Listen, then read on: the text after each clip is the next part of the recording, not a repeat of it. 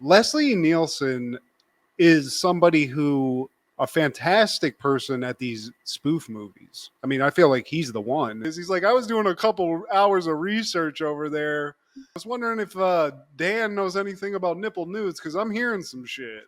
Nipple news. They painted their invisible boat black. It's like now people can see it. They're not supposed to see it. It's an invisible boat. Happened in the 90s. Did you know August 21st is World Senior Citizens Day? So they're celebrating us now, finally. Finally a day for us, Steve. Are we there yet? We're there now? I feel like it, we're aging well, but we're about to be able to get some more discounts on stuff. I know that. Those AARP signups are definitely coming in the mail more regularly. I will say that. Yeah, and it's not a mistake anymore. They're just getting you ready. That's what it feels like. Just lubing us up. Well, hey, back in the day, we were celebrating grumpy old people. Mathau, all the olds. The guy, what's his name from Rocky? Come on, Rocky, old bitch. That guy. Yeah, dude. Celebrate these old people. They deserve it. They made it. They're fucking it up a little bit. But you know what? Not the old people we like and want to celebrate. Shout out to all the nanas and the pawpaws. I think I want to be like a Jack Warden. Where's the whores? Yeah, there's an age limit where all the rules are gone.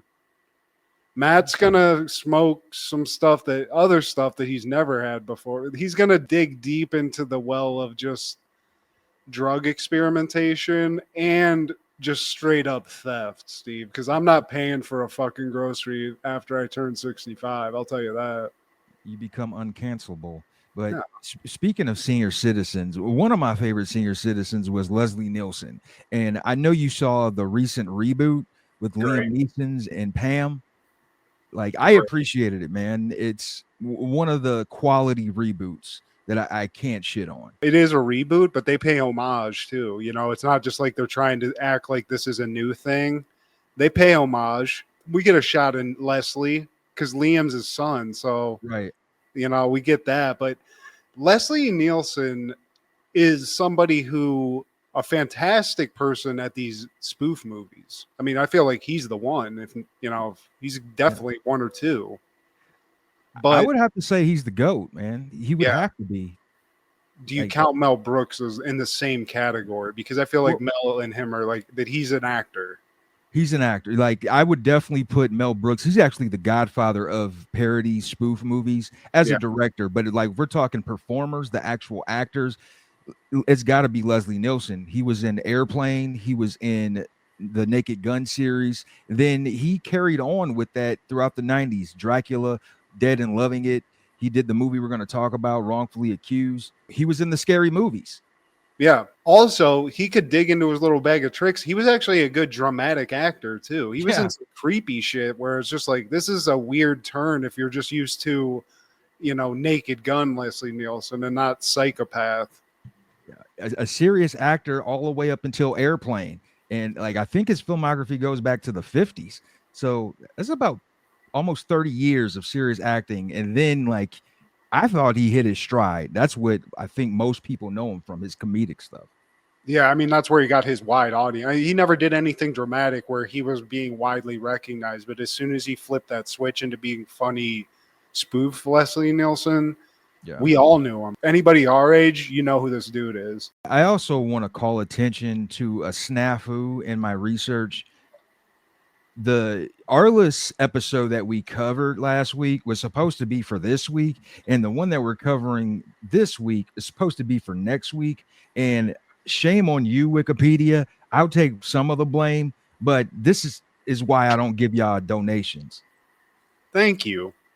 Because I don't either. It's just wacky information out there. And it's because it's not like there's one person that's like the god of TV and stuff that's, stating these things. But there's a lot of conflicting info. Let's put it that way. So I don't put any blame to you. That's not your fault. Yeah. And you know what, Steve? It kind of is a happy accident because it's making me love the show Arliss a little bit more. I'm being honest. It's another one of those shows we slept on. HBO, there's not a lot that they fuck up. You know, if they deem a show, whoever's the eye for talent, God forbid they ever lose that person. They're probably gone and there's somebody else. But it's a good habit to have of just knocking it out of the park. With the shows and the movies. Yeah. For real. And shout out Robert Wool, just real quick. Let's just give the Wool man a shout out. He needs it.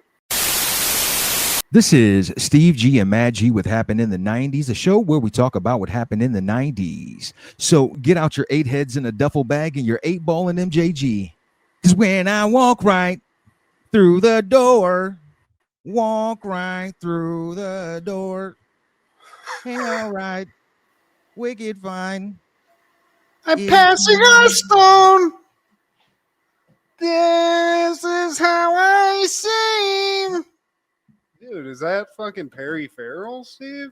That's Perry Farrell with his freaky ass. I don't know. We can talk about Perry Farrell.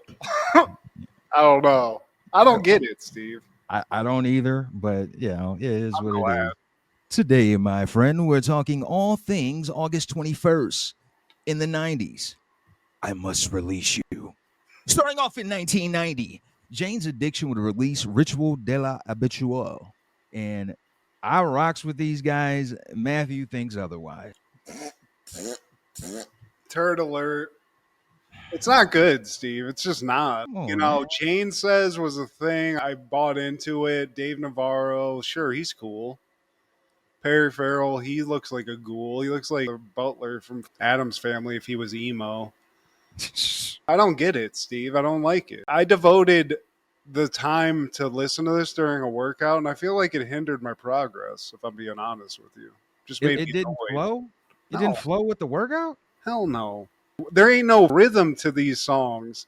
It's just this guy wailing into nothingness, Steve. It's just not- Okay, if we had to put a genre to this, what is this? Alt rock? Alt rock? Alt rock or rock? Sure. Okay. Dumpster fire, maybe. Yeah. But- Okay. You know, agree to disagree, Steve. Jane Says that's the pinnacle. That's where I'm going to. I don't get any of what's on this album. I didn't even get Jane Says. I didn't even get a hit. But when I walk right through the door, no, walk right through the door, no. Walk out the door, please. Well- Please, Jane.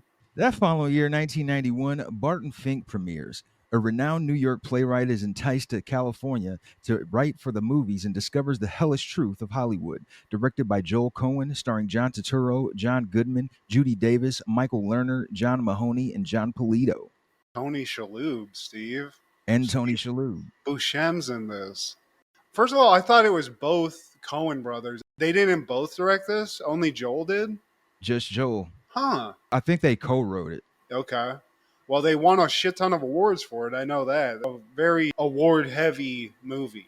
I feel like this is one of the big ones for the Coens. And already you can kind of see the main pieces in their upcoming works. You see Buscemi, you see Turturro, you see John Goodman, even John Polito. Just from those guys alone, you probably covering the whole Coen brother filmography. Yeah.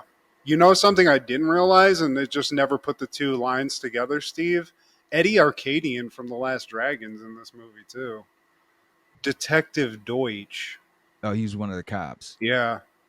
But I love seeing Mahoney getting this. Fraser's dad's up in this piece. And, you know, it's not my favorite Coen Brothers movie. I'm more of a more modern day Coen Brothers. I like the Big Lebowski and stuff like that. This one didn't get me as a youngster. There's something about it. It's just not one of my top Coen Brothers movies. Talk me out of that. Yeah, I'm more of a Lebowski Fargo person myself. There's a darkness in this, but it's more, I don't know. And I also kind of, this time period of like 1940s-ish, the movies come off bland unless it's like a war movie or some shit like that. The main players, they did do their thing, though. John Goodman was a kick-ass evil guy. He scared the piss out of me, man. Yeah. They know how to get the most out of like a lot, like Turturro. he's always at his best in a Coen Brothers movie. I feel like he does great in this. Like you said, Goodman, I feel like these early 90s movies, after Arachnophobia, where he started racking up like these performances, he became more than Dan Connor. You know what I mean? Definitely. There's just a lot of like great performances in this and a lot of like cool just like facts about this too. I didn't realize that this movie was written while they had writer's block for another movie. They just knocked this out because it just came to them while they Miller's Crossing. Yeah, exactly. Also, John Turturro actually wrote a movie while making this movie. The script is called Romance and Cigarettes, and I thought that was pretty. There's a lot of creativity on the set, obviously. Yeah. It's crazy. It's not just people like phoning it in and doing acting work. But yeah, I don't know. This is a kind of a top five even, I struggle to say, but as far as like the technicals go, I feel like this is one where it's like held up high because they made us watch this in film school and stuff too. It's so technically like sound. That following year, 1992, a light sleeper premieres. A drug dealer reconsiders his profession when his boss plans to go straight and an old flame reappears. Directed by Paul Schrader, starring Willem Dafoe, Susan Sarandon, Dana Delaney, David Clennon, and Mary Beth Hurt. Did you watch this? I did watch it. It was all right. Paul Schrader, this is actually his third movie where he has the main character in a profession that he abhors. He did Taxi Driver. He did American Gigolo. Oh, okay. So, yeah, Taxi Driver, American Gigolo, and now this one, The Light Sleeper, where Willem Dafoe, he's a drug dealer, and he's just re-guessing his profession, man. Like, I got to get out of this. Is this like a slow burn movie? Is there any action in it, or is it just like a guy struggling with what he's doing in life? Because it sounds kind of cool though. Because in the like description, he's like a high class drug dealer. He's living this lifestyle, and something turns. I think it was more like drama than anything. I mean, I don't think Paul Schrader is known for like action heavy movies, but I don't know, a movie about a drug dealer. Call me crazy, but I tend to enjoy movies like that. You know what I mean? Don't we all? Even like A King of New York, I used to think it was kind of a slow movie, and it's not when you consider all the shit that goes on. But this one sounds interesting, man. Seeing Defoe play like this kind of character, I don't know. He's veered into the weird, and like I think they're leaning into his looks a little bit more. But back in the day, Defoe was kind of like a sneaky, like really good actor. You know, played Christ for God's sake. Yeah, shout out to Platoon, too. That following year, 1993, Strap debuts on HBO. Ex-con attempting to go straight runs across serious problems. His girlfriend gets arrested for dealing crack to an undercover police officer. In a desperate attempt to get the charges dropped against the woman, he strikes deal with the weapons cop, Michael Bain. Directed by Forrest, one side Sativa, the other side Indica Whitaker, starring Bokeem Woodbine and Fredro Starr. Weird that he directed this. Somehow I missed this. I saw one scene of this movie somehow that I remembered. The scene in the deli where Fredro gets pissed off on the sandwich, and like it's kind of like a very pivotal scene. But I missed this as a youngster. I watched it as an oldster. It walked so state property could run. Well, I recall it. I think we were 9. You might have been 9 already, but we were headed into 5th grade. And I remember this movie being promoted. We didn't have HBO at the time. They made a whole big deal out of it. This was a movie with a lot of hip hop artists on it. And this was still a time when seeing a hip hop artist in an acting role was still kind of like, oh my God. So that was part of the attraction for me. I think Fredro Starr, one of the main stars from Onyx. You had Busta Rhymes, Monique Love, Chi Ali. This was actually Fredro Starr and Bokeem Woodbine's first acting role. And I want to give a shout out to Bokeem Woodbine. He's an unsung legend, man. If you play the 6 Degrees of Separation game, through him, you can connect Tupac Shakur with Chris Farley, with Kurt Russell, with Tim Roth, and the man is still active. Great actor, man. Very active. I mean, he keeps getting more roles, actually. But, yeah, dude. Bokeem Woodbine, definitely huge respect to that guy. He always just shows up in movies, too. Like, he was in that movie Black Dynamite that Michael Jai White made. He played a great character in that. He's a legend. And I got to, to be honest with you, I mean, Fredro Starr, like, this is sort of his acting role that he plays. It's always this. This guy, yeah. Angry, scrappy dude, screaming at people, getting violent. Even on Moesha. Yeah, exactly. But in this one, it works. And I got to be honest with you, in terms of the crime, he commits one of the most cold-blooded crimes, even if it's accidental, Steve, that I've ever seen on a gangster movie of this sort. That's super high strung. Like he wasn't even provoked. He just turned around and just. Motherfucker, he was arguing about the quality of a sandwich he was getting in a New York deli. Or wherever this movie was. Was it New York? Oh, they're definitely in New York. Okay, yeah. Oh Yeah. no, you know what? I think they split. Philly? I think they split between New York and Atlanta. Okay. If I'm not mistaken. Make it like his. Make my sandwich like his. Get the fuck out of here, man. It's so weird, dude. But for what it is, it ain't a fucking movie that you saw in the theater. It's another HBO movie, Steve. Another HBO. Another movie. one of those. I was loving it. I was high. I was smoking a joint. It reminded me of something we would watch in college that isn't necessarily the best, but you get a kick out of it. Yeah, dude. Bamboo. Shout out Bamboo. One of the most cold-blooded gangsters of the 90s, Steve. Fredro Starr, man. Represent.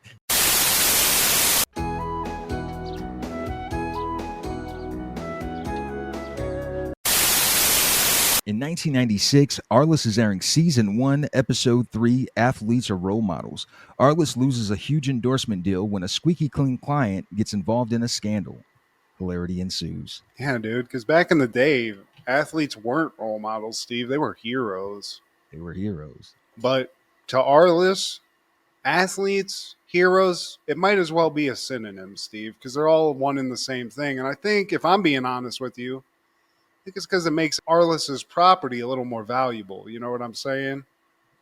Get a couple of nice values in there, get a nice little shirt tucked in, dude. Sell a lot more things than some guy going around doing some shenanigans. Get those endorsements. You can't have a John Daly office full of John Dalys. I mean, you can do it once. And I feel like now John Daly really needs to maximize the amount of money he's making, because now he is America, Steve. John Daly reflects what we as a culture are.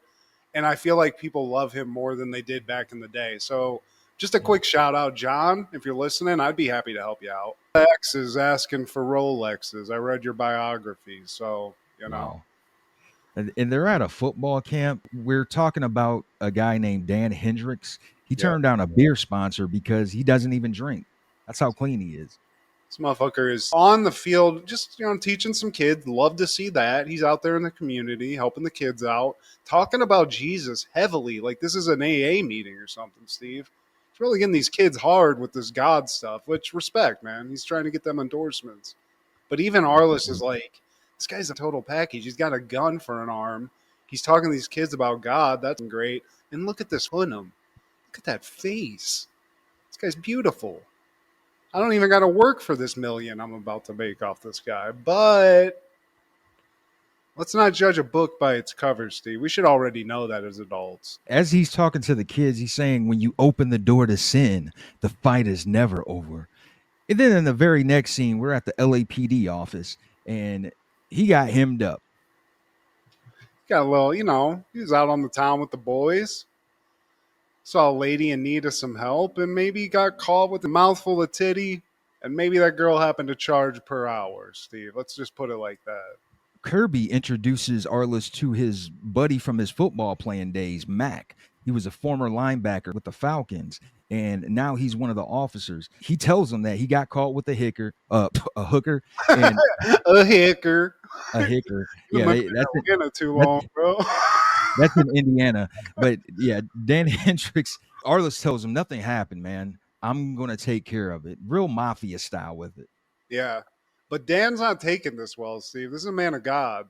He's done a bad thing, and he's really having a crisis of conscience here. But Arliss is like, look, man, is there a transaction here? He's being very litigious about it, where he's trying to be like, look, I mean, people go out all the time. People go meet women all the time. He didn't know this. Yeah, it kind of makes you wonder, the links that agents go through. I'm sure this happens in real life. Not only are you trying to get endorsements and get contracts signed, but you also have to clear up a lot of mess. Especially now, where it's we got to go through all of your internet posts for your whole life now because you're 21 or whatever. We got to erase everything bad. We got to do this. But Arliss, He's a legend at this. He's putting the shit together, and he's like, okay, you've done a terrible thing, whatever. Kirby, come here real quick. Go take that hooker. Here's a fucking credit card, and just get this woman out of here until this blows over. Get her a massage, take her to a hotel. Just take this credit card and leave. We got to get you out of here. Which, if you're Kirby, Steve, and you get a credit card and a hooker and you're being told to just stretch time, this is almost like the dream. This is the dream job at this point. And then Arliss goes to Mac, the officer, and he's like, hey, do you have a back door? Look, man, 2 ticks ringside to the De La Hoya match. He's like, oh, right this way. Yeah, that's all it takes. A couple of tickets to a boxing match. So they're out the back door. And then we cut to Arliss's. Dan's shirtless. He's going through it. He's showering constantly to wipe the dirt and filth off of himself because of all this dirty stuff he's been up to, which is very dramatic, you know? You had to go to the strip club? Look, Arliss, it was Shay. You never seen Shay before. We went to the alley. I pulled it out, and then something materialized. Something materialized? Yeah, okay. The wheels are always turning in Arliss's head. I feel like you have to as an agent, playing 4D chess constantly. Because not only is Dan, you know, he's an athlete, but there's a contract that's about to be signed with some meat man or some shit that's very lucrative. So there's a lot of money on the table. And like to an agent, an athlete is literally basically like a stock that you can sell. And you're just trying to get the value up to the highest point and then get that contract signed. Because as soon as that's done, your money's made. So he's sitting there going, okay, this guy got a hooker. I've dealt with this before. I fucking had Wade Boggs. This guy killed a bitch. But one thing that Arliss also has that I don't think is given as much credit, and she deserves the credit, is Rita, who's like this sort of like undercover agent lady. She's got the solution to every problem, Steve. Well, Arliss, he tells her like, hey, can you hook up 2 ticks to the De La Hoya match? And instantly she's like, did something happen? Like, look, don't worry about it. Just get the ticks. And then she peeps around as Arliss is talking to Dan, and she's like, oh, okay, Golden boy, huh? Problems. Wonder what that could be. But she's his like junkyard dog. You give fucking Kirby the hooker to hide, but she's the one getting the business done. So now he's left with Dan, and Dan now he's still tumbling through this mental like battle he's going, and he's convinced he's got to cleanse his soul, Steve. He's got to tell everyone the real tea and just let the public know. He doesn't give a fuck about the milk contract. He doesn't give a fuck about the Carl's Jr. contract, the Wheaties contract. And Arliss is like, well, maybe Nike wouldn't give a fuck, but, you know, like, we got to solidify this money. Yeah, I just care about my covenant with God. And as they're talking, Cousin Al calls. It's Big Cousin Al, and that's Al Michaels. He calls like, hey, man, what's going on with you? Is Dan Hendricks still playing?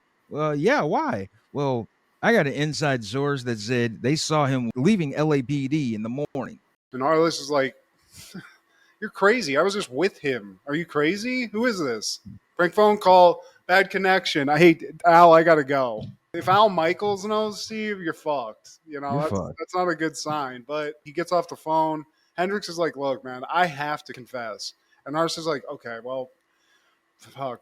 How about this? Do a little like tryout on it and just confess to your wife first. See how it goes. This is good advice, Steve. Arliss, he's a fucking genius. We'll make some adjustments. And then the next scene, we see Kirby and the chick. I don't even know if we got her name yet, but they're going to the house that Arliss assigned them to. And we cut right back to the office where the wife shows up. They had to pick her up from the airport. She asked, like, why do you shower in here? Because I'm dirty, honey. I'm really dirty. What do you mean, honey? Arliss and Rita are just like on the sidelines. They might as well have popcorn because they're like, oh, fuck. And Arliss is like, hey, man, Rita, leave. I'm going to sit here and watch this. The way he put it, I need to start using that because he was like, hey, close the door with you on the other side. That's fucking baller.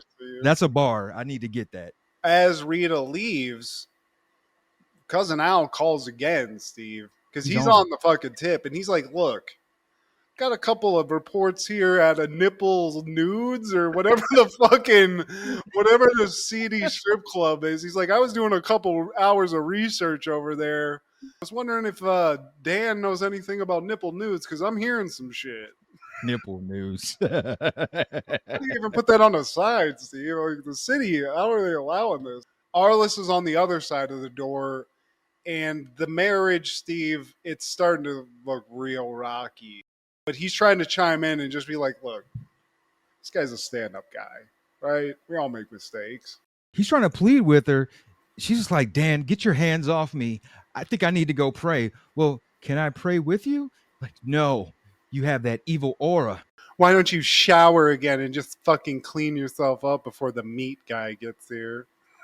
Yeah, it is. The meat Jesus. guy. And then we cut back to Kirby.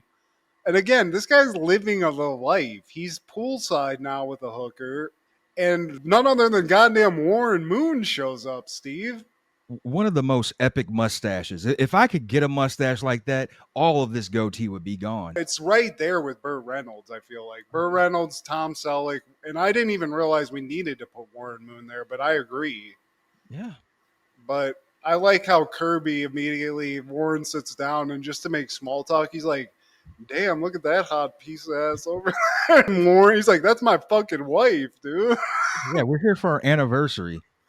Who's this? And Kirby's there with a hooker, so there's nothing more low class than that. He puts his foot in his mouth with Warren Moon. And then we cut to another, like a contract thing, and Arliss is there mediating this with some sort of Texas meat guy who's just Foghorn like, Leghorn. Foghorn Leghorn with a cowboy hat. And Dan basically is on the sidelines. He's the main guy here. He's the one that's making all this money, going to be the face of it. But he's going through some things, Steve. And it looks like he's about to kill himself. I found it funny that the Jerry Jones cat, he said some contradictory things when he was like, we want Dan on camera with a bunch of meat stuffed down his mouth. Now, make everybody forget about that sissy milk campaign that you do for those fairy dairies. Yeah, he goes heavy into the fucking.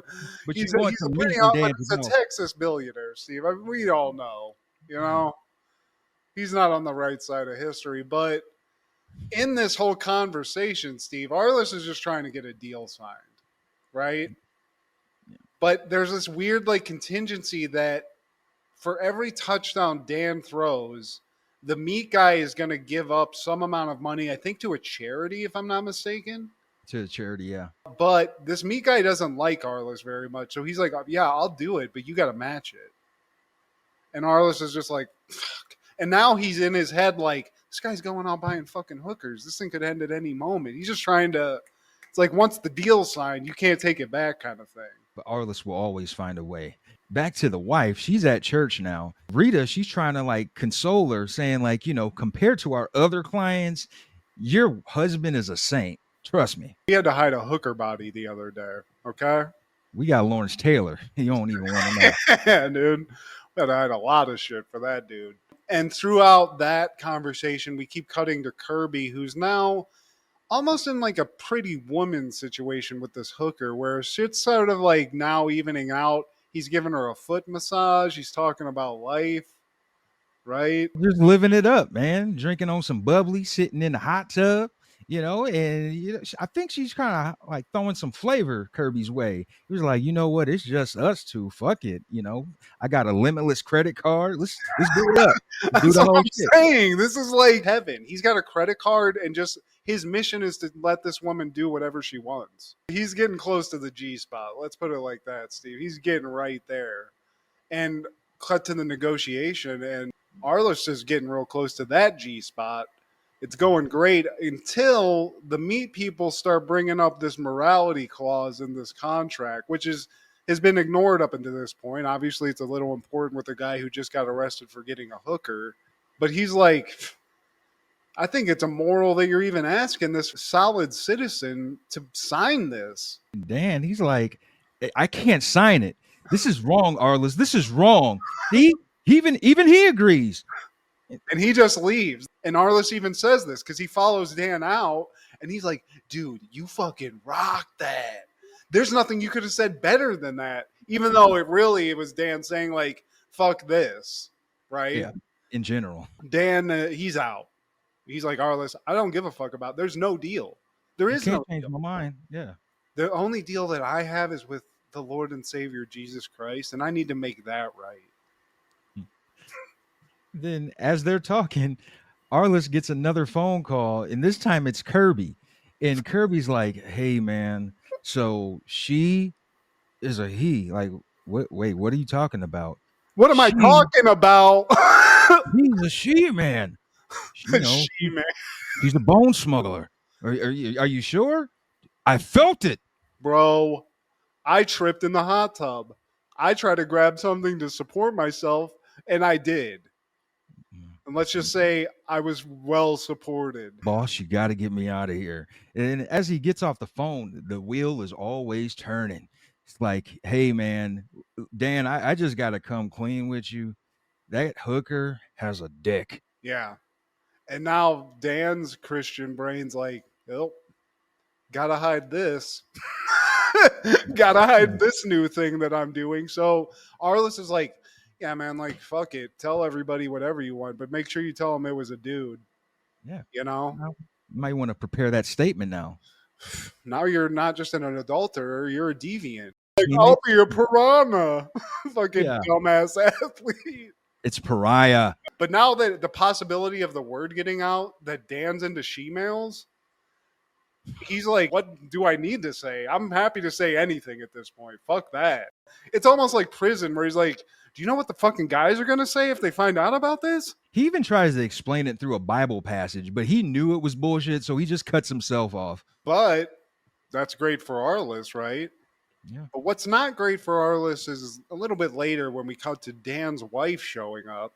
Rita's like, hey, what's up, new friend? Remember all those fun conversations we had about you just being cool about all this? She's like, nah, I want to talk to Arliss alone. Which that's not a good sign, right? That's terrible. She brings up the Bible, and she's like, are you familiar with Genesis? And Arliss is like, yeah, Phil Collins, dude, he's a fucking legend. Which album? And she's like, no, I'm talking about the book in the Bible, specifically how one should not shed light on other sins. And Arliss is like, hell yeah, like that's exactly what I was saying. That's dope. And he's like, man, you're a great wife. And she's like, yeah, but actually, this is what I'm really saying. And this woman, she needs to be an agent, because what she does say, she's like, yeah, that's fine. I'm willing to overlook that. But Dan's about to make, what, $60 million in a new contract soon? And Arliss is like, yeah, or something like that. He's like, yeah, I can actually get him more than that. And she's like, okay, that's good. Well, in a year, I'm going to reevaluate my contract with Dan. So if I want to, half of $60 million, that's nothing to scoff at. So, she basically lays that out to Arliss. And Arliss is like, okay, well, damn, can I hire you? Right. The ball's really in her court now. Yeah, dude. So the back dealings are settled. The They already deal's going signed to it. go through. It's signed. Yeah. But now, all the particulars are going through, and Arliss is, I think, still trying to squirm his way out of that matching the donation thing. Yeah. But when they sign the shit, that the fucking cowboy guy's like, yeah, and Arliss is matching it. He said that. Al Michaels, he actually pulls up. He pops up on him, and he's like, look, man, so what's going on with Dan? Because I'm here to tell the tale if nobody else does. It was like, dude, what are you talking about? I was with them. And then Kirby shows up with the hooker who's now dressed as a man. Yeah. Toby from The Office. She just looks, she's fine, Steve. She's a dude now. Yeah, and I had to check to see, like, because the whole androgyny of it all, I couldn't make, like, it's actual woman. Yeah, definitely. But, in Arliss world, chicks packing a dick, Steve. I mean, it's not definite for me. It had me slipping, man, because I thought it might have been a dude. Well, that's why at the beginning of this, I was like, this guy's living the actual dream. His job is to spend the night with a hooker with a credit card that's not his. That sounds great. But then you reach down and there's a whole game of pool under there that you didn't know was happening, Steve. And now we're playing Tuck Tales, Tuck Tuck Goose. In 1998, Blade premieres. A half vampire, half mortal man becomes a protector of the mortal race while slaying evil vampires. Directed by Stephen Norrington, starring Wesley Snipes, Stephen Dorff, Chris Christopherson, M. Bush Wright, and Donald Loge. Before Marvel was doing anything, this movie came out and it revitalized superhero movies. It made them relevant again. And I don't think it gets the credit for that. It doesn't. It's a Wesley Snipes joint. Steve and I, we're all in. This is a great movie. I don't like vampire shit. I love this movie. But this, yeah, it's an outlier. And I feel like this movie has style. It's a violent movie for Marvel, even now. Like, they're doing other, like, R-rated shit. I don't remember if this was rated R, but a lot of blood, a lot of cool violence. It's just a good movie all around, which is why they struggle to redo this, and they may never redo it because this is such a good product. It got bad as they kept making sequels. Less Wesley, less ratings. Yeah, exactly. But it walks so all these superhero movies, I mean, X-Men soon followed after this, Spider-Man, that popped off to the fullest extent and made what's happening now possible. But this is one of Marvel's, I mean, it is. It's the first, like, foray into this modern area of film that they made. And they checked all the boxes for me. And another thing about this movie that I feel like a lot of people overlook is that Wesley looks the part. If you compare Wesley Snipes to the other portrayers of Marvel characters, Robert Downey Jr. is not kicking anybody's ass. With all due respect to Starks and company, like, let's even go to, I don't know, who's Burlington Coat Factory, what's his name? He ain't beating nobody's ass. Cumberbatch, Dick, whatever. Yeah, like, I mean, Burlington Coat. But shout out to Doctor Strange. But Wesley Snipes, he's actually about that life, man. He's on some Michael Jai White type shit. He's got black belts and he knows how to do the like. I'm probably sure he's done his stunts in this movie. He did, and he commits, like, in a way. I mean, not as much as Tom Cruise is now, but in that same, like, passionate way where he's like, I'm doing all the martial arts. I'm doing all the sword play. I almost think they didn't have anybody else in mind to play the part. They wrote a movie. They were like, who's the coolest black dude that could play this? Wesley Snipes? Yep. And we got him. And they nailed it.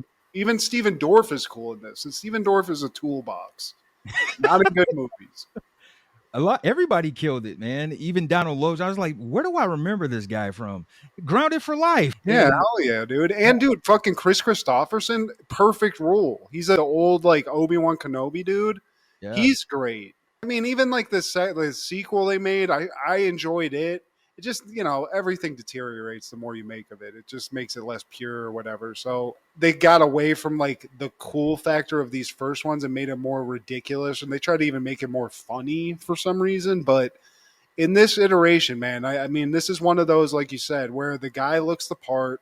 The movie fits the tone that you want out of a movie like this.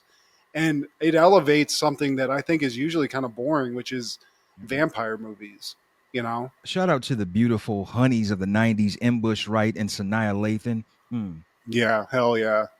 Dude, his mom in the beginning of it, I just remember just as a kid being like, damn, that chick's fine. She dies immediately, but it's just like, fuck. But she comes back. That's Sanaa Lathan. Hell yeah, dude. I didn't even realize that's who that was, but yeah, shout out, dude. Also in 1998, Dead Man on Campus premieres. Two college roommates go out and party, resulting in bad grades. They learn of the clause that says if your roommate dies, you get an A, and decide to find someone who is on the verge, so to speak, to move in with them. Directed by Alan Cohn, starring Tom Everett Scott and Mark Paul Gosselaar. I love this movie, Steve. This was a weird choice as a kid, but there's just something about it, man. I love it. It's a stupid college movie, and it's great. I forgot this was an MTV movie. I think also one of the things that adds to this, like, it's part of the chemistry that makes a good movie. We got two main dudes in this that have three names. Tom Everett Scott, Mark Paul Gosselaar, right? Yeah, there was a Gilbert Godfrey. What was that half-hour show on Comedy Central? He had like a couple. was it improv or something? But he had a whole bit on assassins and then celebrities who have three names. It was kind of like, I love that. That might be a through line, Steve. Actors have to be soulless creatures too. You know what I mean? But this movie gives you a lot of things you want. You get an R-rated comedy we love. You get one of these movies about college that makes it seem so ridiculous and fun, which we all love. The dorms are huge. The honeys are prevalent. Everyone's partying. And you get Mark Paul Gosselaar, who up until this point was just that cool kid in Saved by the Bell. And he's doing R-rated shit, Steve. He's mixing kind with the swag. He's hitting a fucking gravity bong. He's drinking with the chicks. He's getting fake IDs. He's funny as fuck in this movie, too. I love it. I like to think this is how the real Mark Paul Gosselaar got down, because you deserve it, Zach. Oh, yeah. You that dude. And he's like Budnick in college. He's got it all. He's in Mr. Fix-It. Oh, you need some drinks? Oh, I got a refrigerator hidden over here in the thing with all the drinks. I can mix some too, you know? He's one of those guys. Jason Segel was in this one, and Allison Hannigan, stuffed the flute up her. Yeah, Jason Segel's the aggro Christian guy who's pent up, which I love. I always love the party guy, which I think his name is Dave. He's in a lot of shit. Oh the guy that's always like... Dude, he made that movie. Did you ever get these urges? Sexual urges? Because, sometimes I just want to get on the couch and just... He sets the chick's hair on fire, which I love when he's trying to light the bong. Also, the guy who's a dark rocker who has the song that's like, my sperm. I feel like this was just a movie where nobody had any expectations, but everyone was doing the best job that they possibly could. The writing was funny. It's a stupid premise, but it's a funny premise, Oh, also, I want to give a shout out to our buddy Patrick Thomas O'Brien, who reconnects with Zach on this movie. Man, he's in this? He's in this movie. Damn, I didn't realize PTO was in. That even makes it even better. He plays a priest. Some people eat bugs. It's got the ridiculousness that you get in some movies where they just have quick cutaways of stuff. And it's basically broken up into sections where they're trying to basically audition people to move into their dorm that are suicidal. And then they're trying to push them over the edge. So there's different funny ones. There's the guy who's like a conspiracy theorist who's a germaphobe and stuff. That was hilarious. Yeah. Dirty. This is something I don't hear a lot of people talk about it. I think it wasn't really well known when it came out. And there was just a few of us smart people that caught on to it. And I'm out here saying Dead Man on Campus. I'm giving it a solid 8 out of 10, Steve. That's because we were the cool kids and the Sean of the world were the real tools. Yeah. But also in 1998, yeah, fuck you, dude. I hope I catch you picking up litter on the side of the road one day, and your mom's big tits make her fall down the stairs. She breaks her neck.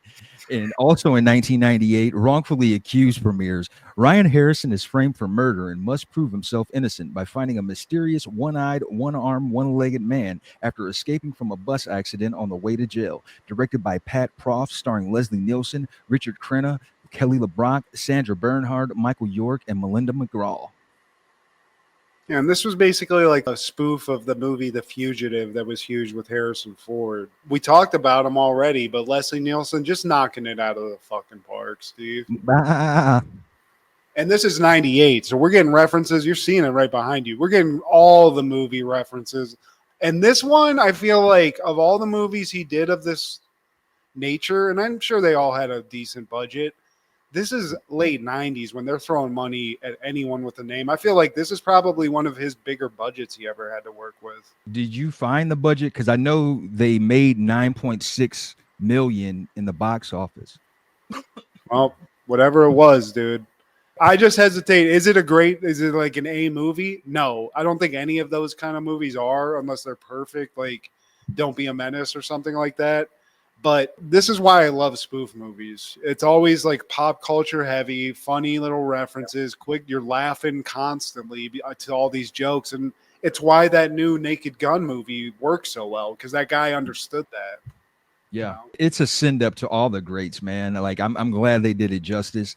And in this movie, man, you're gonna get vintage Leslie Nielsen. If you were a fan of any of his stuff, I don't think you'd be disappointed watching this because he's gonna do his thing. Yeah. Again, I don't think that anybody, I don't even know. I hate to say this. It's such a wide generalization, but it's got to be such a low percentage of people who have a bad opinion of Leslie Nielsen's movies because they're so goofy and fun for the most part. It's just like you will laugh. Like you can't help it. Yeah. I'll put Even money Mr. Magoo. fuckers. There was where even then, Steve. I mean, I'm a pothead. If you give me enough pot, I'll laugh at anything. Exactly. He's gonna make something funny at some point in the movie. Yeah, right. And in 1999, SpongeBob is airing season 1, episode 6, Mermaid Man and Barnacle Boy and Pickles. Mermaid Man and Barnacle Boy, the SpongeBob Patrick visit a retirement home. And then in Pickles, SpongeBob loses his confidence. Aww. I mean, Mermaid and Barnacle Boy, Steve, we get cameos from two comedy straight legends who I would think would even balk at doing some sort of shit like this, especially this late in their life. Yeah, that adds to their legacy, man. And have we hit the Ernest Borgnine sweet spot? You know, that's why I don't want to use sweet spot. I want to come up with another term because saying we hit Ernest Borgnine sweet spot, you know, Yeah, I don't even think he'd like that, Steve, in absentia. So we'll work on that. We'll work on the wording on it. But yeah, Steve, like right when this opens up, we get to meet these characters, Mermaid and Barnacle Boy. SpongeBob and Patrick are watching the show on TV, and it appears to be like the Adam West Batman of the SpongeBob era. Let's put it like that. Much. To them, Mermaid Man and Barnacle Boy is like how Bart Simpson is with Krusty the Clown. They're just gooing all over this. Like, oh my God, bring this show back. Where are these guys? Mermaid Man is probably out there just swinging dick. But they go outside. They decide to do a little cosplay. And coincidentally enough, their neighbor Squidward's out there. So he's in the thing now, and he's Reflecto, Steve. He doesn't know it. He doesn't give a fuck about it, but he's the guy. He's their arch nemesis. So they got to do their due diligence. They hone in on Squidward, and they get geeked up for action. They send a jellyfish his way, and it basically blocks his sunlight. Then it destroys his tent. Squidward's not getting any sunlight. So they run back in the house before he even gets to do anything. They're just like, what do you want? They fuck the vibe up. He's out there just trying to get some sun, right? And they're fucking with him. So he starts getting pissed off. He's like, look, guys, and they run away before he can say anything. But he goes up to their house that they're hiding in. And he's like, guys, what the fuck is going on here? What are you doing? And they tell him about Mermaid Man and Barnacle Boy. And he's like, hey, you guys realize that they actually live in this town. Those people are real. They live here in the retirement home. SpongeBob and Patrick are like, dude, they're fucking living here? Thinking that like the guys they watch on TV, they're just chilling at the retirement home, Steve. So they head to Shady Show's retirement home. It's just like, dude, I know Mermaid Man is undercover working on a case. Wait, what are you talking about? So they send them back to where they are, and they're watching TV. They're just like wetting their pants, like, oh my God, it's really them. Like, oh, got the suit on. They still wearing the gear, Steve. But even the guy that's working the desk is like, just don't. He's, you know, they're all excited. He's like, they're right here. Just don't yell too much, or he might get a little too excited. He might shit himself. And they ask, like, what do you want? Are you Mermaid Man and Barnacle Boy? Yeah, we used to be, but we're retired. But hold up, there's evil afoot. Evil? PTSD, Steve.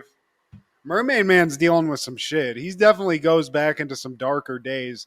And just so we know who the cameos we're talking about, so we say them out loud, Mermaid Man is played by Ernest Borgnine, and Barnacle Boy is played by Tim Conway. And this is actually sort of alluding to a show they did together called McHale's Navy.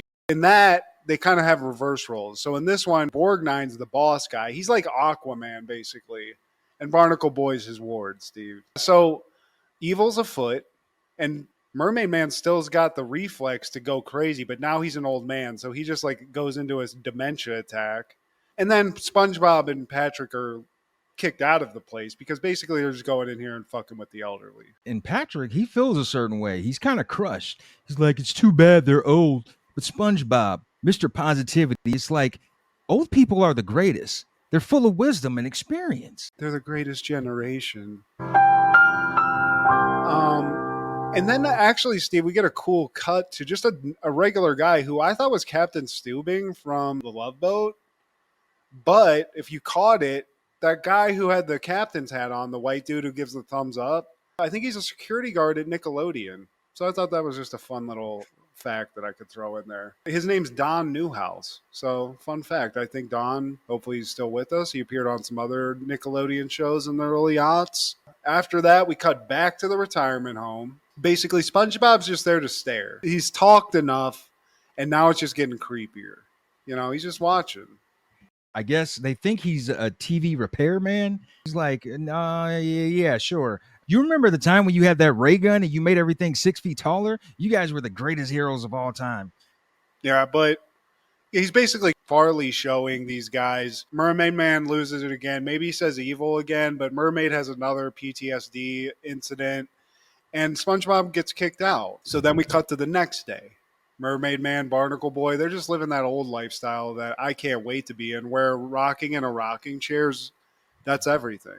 They're just having a fun little time, Steve. SpongeBob, he shows up in a dress, and Patrick, he's dressed like a burglar, and he takes his purse. False flag. Yeah, they're just trying to get heroes out of this. But Mermaid Man and Barnacle Boy, they're just not about that lifestyle. But what happens is SpongeBob actually succeeds in getting these guys out of retirement because they get so annoyed that they unite to kick the living shit out of SpongeBob and Patrick.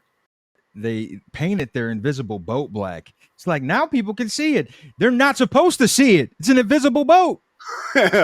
Mermaid Man's throwing water balls at SpongeBob, which do nothing to a sponge. And even he's like, it's like he's made of some spongy material that's absorbing all this water.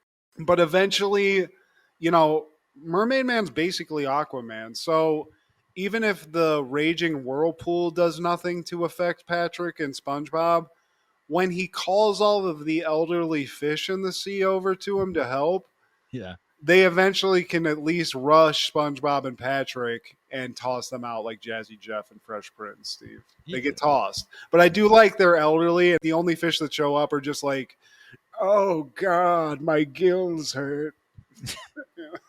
We did it, you old kook. We cut to the actual show. We see Mermaid Man and Barnacle Boy playing checkers. It's the new adventures of Mermaid Man and Barnacle Boy, Steve, and they are playing checkers. Yeah. And then somebody calls them for a new mission, but they can't hear anything. They think the phone's all fucked up, so they just hang up. Who is this? You know who you remind me of? Remind you of what? Remind me of who? I miss my wife. She was an octopus. Yeah, I mean, they enjoyed this reboot like we enjoyed the Naked Gun reboot. Yeah, dude. Shout out to some old heroes, dude. And shout out to Ernest Borgnine and Tim Conway for just doing some fun shit when they were old men. That's awesome. Tim Conway's a fellow BGSU alum, too. A Ziggy Zumba. I love that. That's a weird one, too. Tim Conway, because, I mean, he was just like he was too old for our generation to really appreciate that, you know? Yeah, man. The next vignette is Pickles. And we see Squidward at Krusty Krab. The guy, he can't decide what he wants to eat. He's just like, all right, Krabby Patty with extra onions. SpongeBob, of course, is on it without even looking. This is like second nature to him at this point. He even has Krabby Patty sliders on deck. He's like a machine, Steve. He's sitting there like making Scooby-Doo sandwiches out of these Krabby Patties. And he's a one-man wrecking crew. If they lose SpongeBob, they have nothing else. Nobody else knows how to cook like this dude. But that confidence is about to get shaken a little bit because this fucking like fat dude named Bubble Bass walks Bubble in. Bass. Yeah. He's got a little swagger to him. I don't know if he's like the food review person or if he's there as like the local shit talker, but he's like, word on the street is you say you cook the best burger in town or whatever. SpongeBob's like, yeah, you want a Krabby Patty? Makes it. Bubble Bass. I can't ever say it right. He takes a bite. He's like, this shit's pretty good. But you forgot the fucking pickles, you bitch. The best there is. Mr. Krabs, the owner, he even lost $2 because he had that much confidence. He's like, SpongeBob, you can't mess this up. This starts rocking him, and SpongeBob tries to get like back on the grill, but the fact that he forgot it, he's rattled, Steve. He shook. He lost his mojo.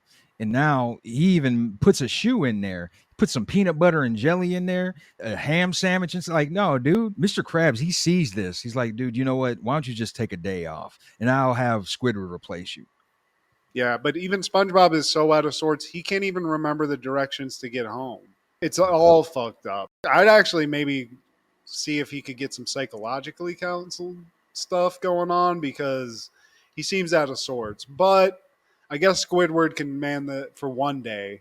So back at SpongeBob's house, he's just sitting there like, all right, you did this before, dude.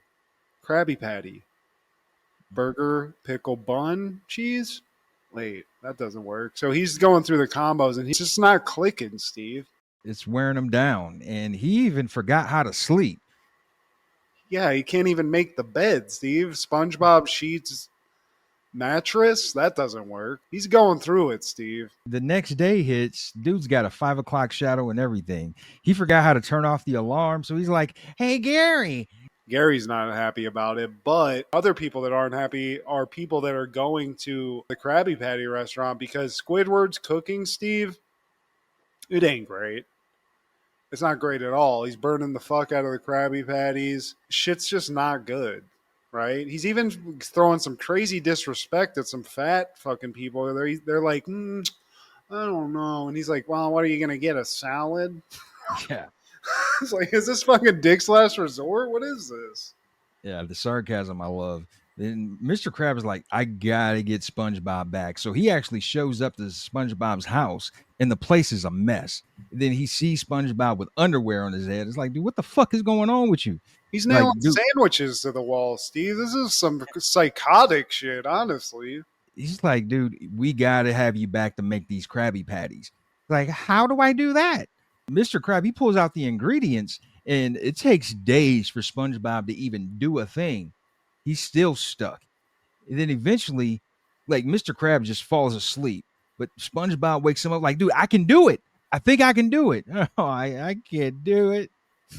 But then it all clicks, Steve, because it's basically like a fucking Karate Kid montage where he's fucking up.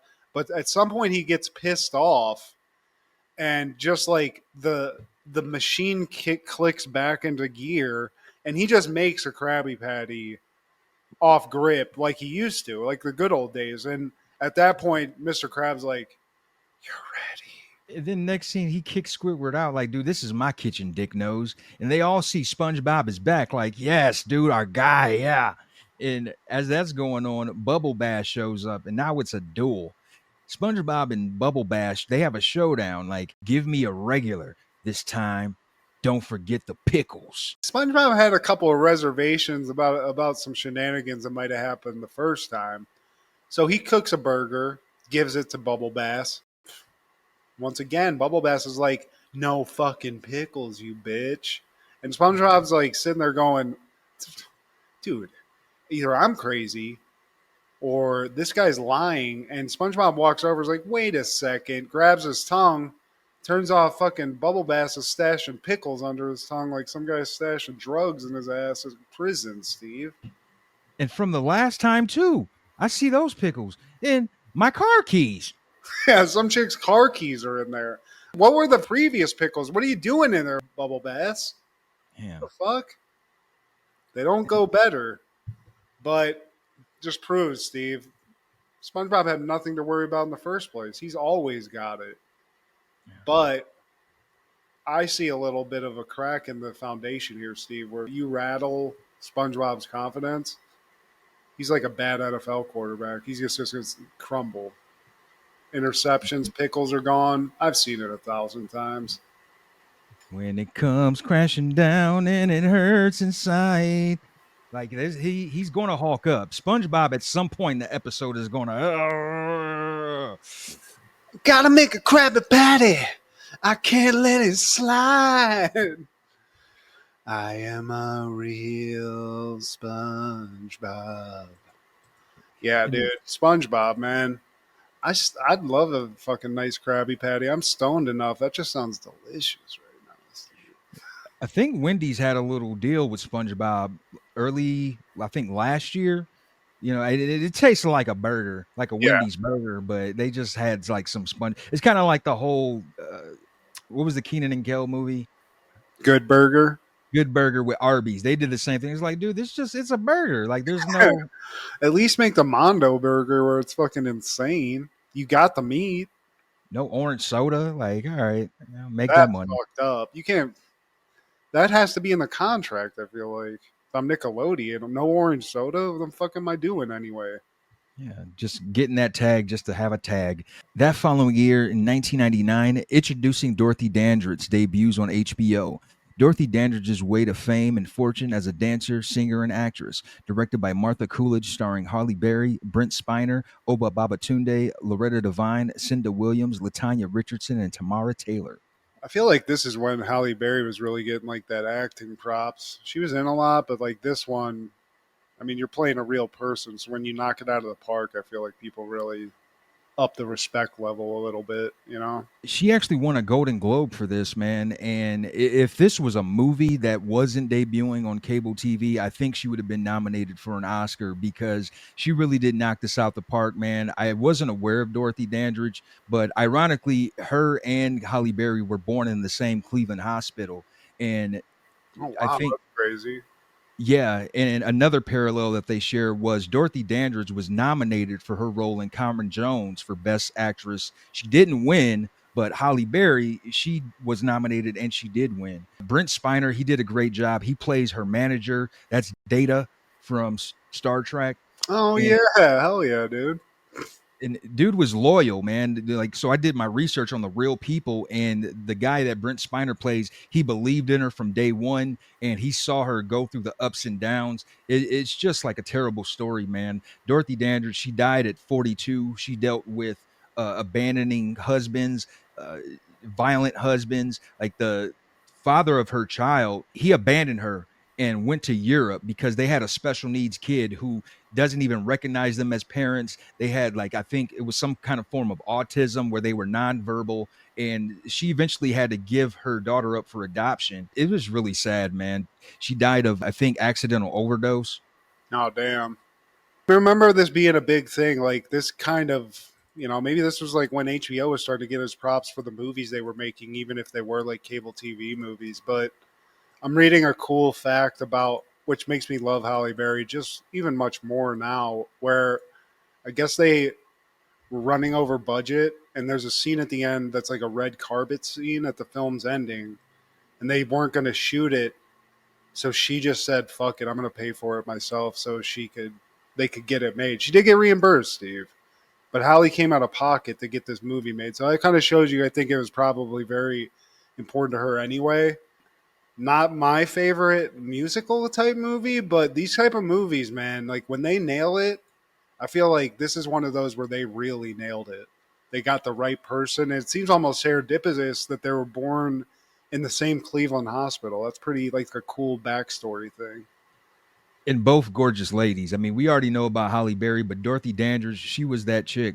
She was the Pam Grier of her time, you could say. They must have really wanted her though, because they said that Whitney Houston, Janet Jackson, and somebody named Jasmine Guy were also considered for this same role. I don't know who Jasmine Guy is, but That's Whitley. oh, okay. Well, I mean, two huge fucking actual vocal artists who are beautiful women too. You'd think they might go for that more, but Halle Berry, dude, juggernaut. And Latanya Richardson, I knew that name sounded familiar. Like I looked her up, and that's Samuel Jackson's wife. One little thing of separation from Samuel. That's probably his whole life, Steve. You could mention anything. Yeah. And it's one separation from Samuel L. Jackson somehow. Just one, man. But yeah, it's a great movie available on YouTube. And I've said this before. If you want to see a HBO movie, most of them are on YouTube. Thank you, YouTube. You're so much more useful than the shitty products that Paramount Plus is giving us that suck functionally. So take some notes, guys. Yeah. And you also need to help us get more views, YouTube. I know y'all watching. Bitches. But any callbacks for this week? I just want to give a quick shout out to the rebirth of King of the Hill. I was hesitant, but I'm loving it, and I'm liking some of these things that I think are getting made by people our age with some real respect for the source material. And for anybody that was hesitant to check out the new King of the Hill, I say watch it. It's been fun so far. I think they're killing it. I agree, man. And the fact that they added Keith David, a Yeah. legendary voice actor, I hope his character sticks around, but they really did it justice, man. They kind of picked up where they left off, add what 20 years, I think they added to the ages, or Bobby's 21 at this point. So Yeah. But they acknowledge the absence. They make a story out of the absence. The people that have died that aren't able to do the voices, they've had to replace some people. But given all that stuff and to me, the immense fuck up ability of remaking something or rebooting something, maybe I shouldn't be surprised because it's Mike Judge and that guy tends to be a genius and make great stuff. But yeah, man, like I've been happily surprised about that. A couple things, Naked Gun included, where I was like, they're gonna fuck this up. I know they're gonna fuck this up, and they proved me wrong. I'm willing to admit that. dude, even in the promo, I had a feeling like this Naked Gun might actually be good. I know how we both feel about rebirths or reboots, but like just the advertisement they play, like, dude, you know what? I think they might have hit it right on this time. And the guy who made it's one of the Lonely Island guys that did stuff with Andy Samberg and stuff. Yeah. His name's Akiva, and I just think that he's our age, and he came from that. And I think there's some people that definitely don't want to fuck up a reboot, and those are the people like that you want to be doing those movies. And clearly, I think that was the case, man. It's been awesome. So that's it. What about you? Man, all I got is happy Senior Citizens Day again, man. I had a close bond with all of my grandparents. And, for the ones who are still here, man, give them a call. Just let them know that you love them. But please like, share, subscribe, and comment. Please tell your sister, when I walk right through the door, walk right through the door. Check out Food Hey Stuff with there. yeah. It's mine. Check out Crushgasm every Wednesday with Kendra G, our guy Clark the Shark on Podcastle, and Wrestling with Ron Zilla on TikTok. This is Steve G and Matt G with Happened in the 90s. Matt was the fat kid, Steve was the black kid. Life wasn't always great, but you know what was? The 90s. Happened in the 90s. Yeah! I've heard some things.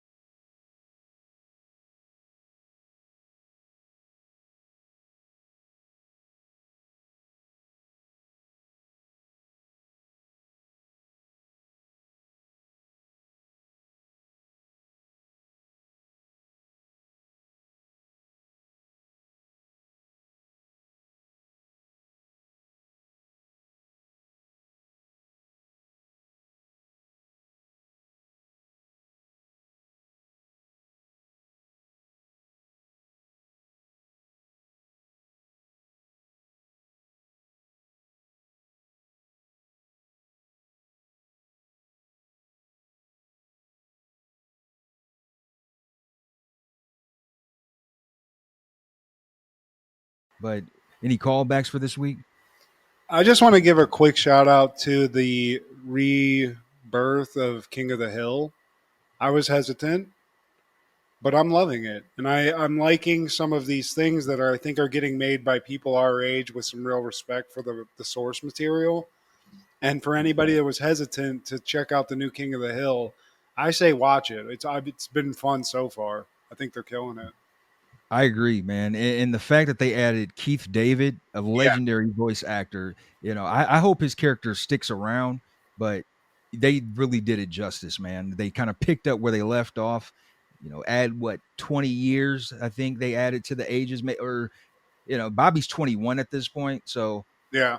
But they acknowledge the absence. They make a story out of the absence. The people that have died that aren't able to do the voices, they've had to replace some people. But given all that stuff and to me, the immense fuck up ability of remaking something or rebooting something, maybe I shouldn't be surprised because it's Mike Judge and that guy tends to be a genius and make great stuff. But yeah, man, like I've been happily surprised about that. A couple things, Naked Gun included, where I was like, they're gonna fuck this up. I know they're gonna fuck this up, and they proved me wrong. I'm willing to admit that. dude, even in the promo, I had a feeling like this Naked Gun might actually be good. I know how we both feel about rebirths or reboots, but like just the advertisement they play, like, dude, you know what? I think they might have hit it right on this time. And the guy who made it's one of the Lonely Island guys that did stuff with Andy Sandberg and stuff. Yeah. His name's Akiva, and I just think that he's our age, like, and he came from that. And I think there's some people that definitely don't want to fuck up a reboot, and those are the people like that you want to be doing those movies. And clearly, I think that was the case, man. It's been awesome. So that's it. What about you? Man, all I got is happy Senior Citizens Day again, man. I had a close bond with all of my grandparents. And, for the ones who are still here, man, give them a call. Just let them know that you love them. But please like, share, subscribe, and comment. Please tell your sister, when I walk right through the door, walk right through the door. Check out Food Hey Show for there. that. Yeah. It's mine.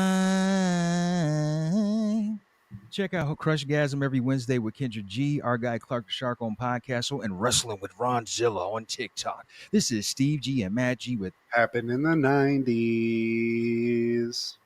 I've heard some things.